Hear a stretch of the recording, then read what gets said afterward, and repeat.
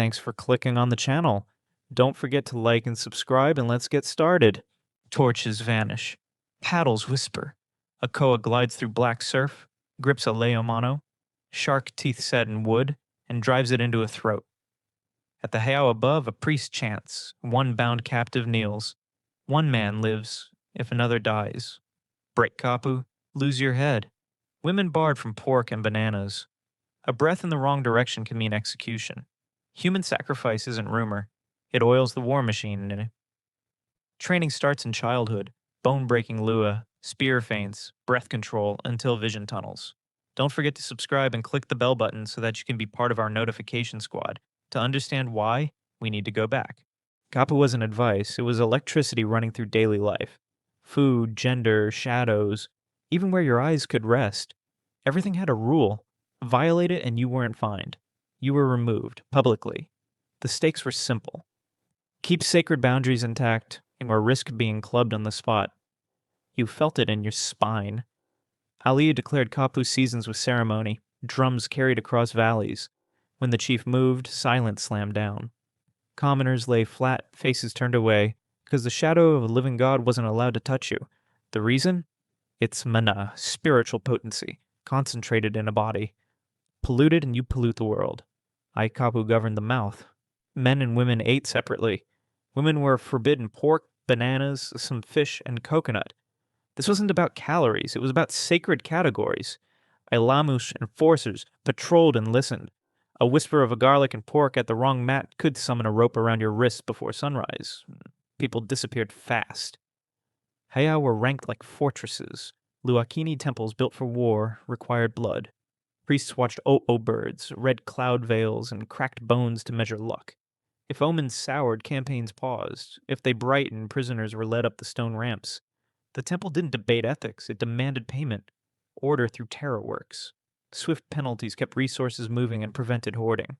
Your canoe would, your fish. Even your time could be seized during a mobilization kapu. Fishing closed, so food stocks recovered while warriors drilled. Canoes were requisitioned, fields rationed, craft specialists reassigned to lash at double hulls and carve spear shafts. The island became a machine. Disobey, and you didn't stage a protest. You starved. Sacred chiefs were thunderwalking. The highest Ali had taboos thick as armor. Some couldn't let their hair or nail clippings fall where others might touch them. Proximity could kill, not because he struck you, but because the law did. And the law wasn't a paper document. It was a club in a guardian's hands. There was one escape hatch. Tubgam, Uhana, sanctuaries. If you broke Kapu and reached those walled compounds, your life reset. Priests purified you, debts evaporated, missed the gate by a breath, and you were dragged back and executed where you stood. Redemption and annihilation sat on opposite sides of the same wall. Weapons had Kapu too. Certain woods, Kauila Uhiuhi, were reserved for elite spears and clubs. Teeth from sharks and dogs were regulated. Steal them and you didn't just commit theft. You profaned the sacred. A leiomano wasn't a trinket. It was sanctioned violence, literally edged with taboo. Human sacrifice happened. Priests selected offerings, battle captives, notorious kapu breakers, the unlucky. Bodies were washed, oiled, and bound. The killing blow sanctified the temple in the war to come. Priests examined viscera, liver color, gall texture, as an omen. Gruesome? Absolutely. But it yielded decisions. Advance, withdraw, or wait. Kapu stitched fear to faith and welded both to policy. The public death of a transgressor wasn't a spectacle, it was governance. People cooperated not just because they believed, but because they'd seen what happened to those who didn't. While law gripped the throat, training hardened the hands. Now it was time to take action. Survival wasn't a metaphor. You trained because one mistake meant a spear through your ribs and your skull on a post. Boys started early, drilled until blisters tore, then drilled again.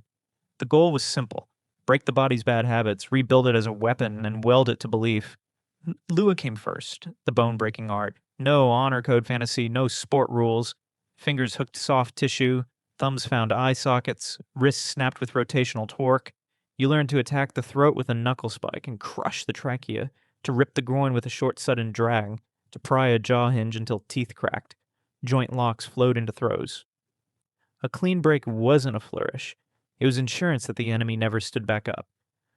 Breath and stance made that violence possible. Hup! The breath moved through the nose, deep into the belly, steady and silent. Instructors paced behind you, listening for panic. Feet sank low, knees soft, spine straight. You trained on ili, those slick, wave-polished pebbles. If your stance wobbled, you ate rock.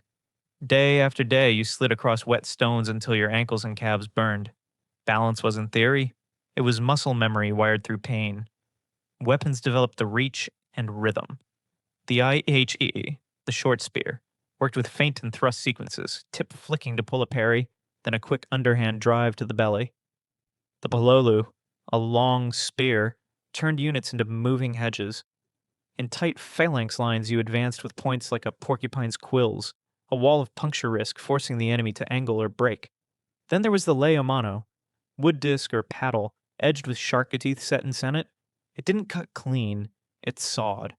Those serrations tore flesh into ragged ribbons that festered. One strike to the scalp, another to the neck, a third to the hamstring. You practiced until the 3-beat pattern felt like breathing. Armor wasn't part of the kit. No iron plates, no chainmail. That demanded precision. You trained timing, footwork, and angles that turned mass into overcommitment. When a heavy blow came, you slid a half step and answered with the fastest path to tendon, artery, or airway. Wounds were the message. Infection followed the punctuation. Conditioning was its own doctrine. Shark skin rubbed across forearms and shins, toughened skin the way sandpaper hardens wood. Salt water soaked the rawness and burned it into the numb resilience. Night marches built silent endurance. No coughs, no chatter, just the steady suck of breath and the drag of calloused feet over roots and rock. Pain tolerance wasn't a side effect. It was a curriculum line item. Ambushcraft turned terrain into an accomplice. Nets, upina, dropped from low branches to tangle legs and arms. Decoy fires lured defenders to the wrong ridge. Conch shells signaled in code. 2 blasts to regroup. A long, mournful wail to strike. Trails were reconned on all fours, memorized by toe feel, not sight. If you stumbled in the dark, you corrected it in the daylight, then ran it again at dusk. Canoe warfare fused seamanship with violence. Double-hulled canoes were lashed for stability, decks loaded with spearmen and clubmen. You drilled boarding, hook and pull tactics, spearing at the waterline to flood enemy hulls. In surf, the ocean decided who got to fight.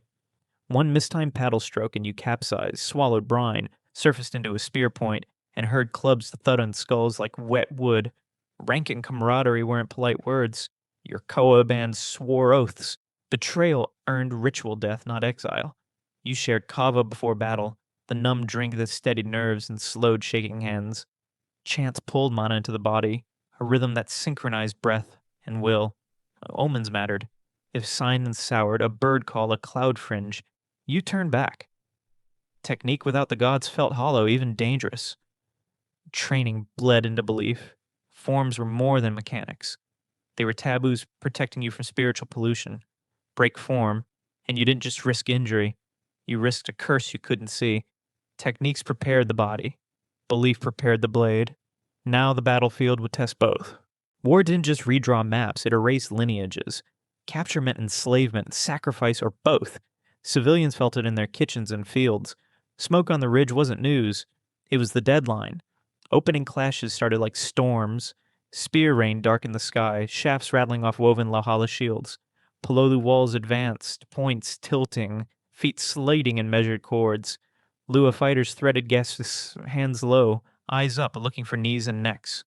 A forearm snapped under a heel drop, a throat sealed under a sharp thumb press. The line flexed, contracted, then surged like a tide. A chief's footing mattered more than any chant. One micro-story lived in every battle. Wet pahoho. Smooth lava, sleek with mist. A high chief's foot skids. In that half-heartbeat, a spear vector shifts toward royal ribs. His attendant throws himself forward and takes the spear head first. The shaft snaps. The chief plants, breathes once, and signals the push. Order restored by a body on the ground. If the chief had fallen, panic would have rippled down the line like flame. Human sacrifice tightened the drumhead. Victory demanded a body to pay the god of war, Ku. Defeat demanded more.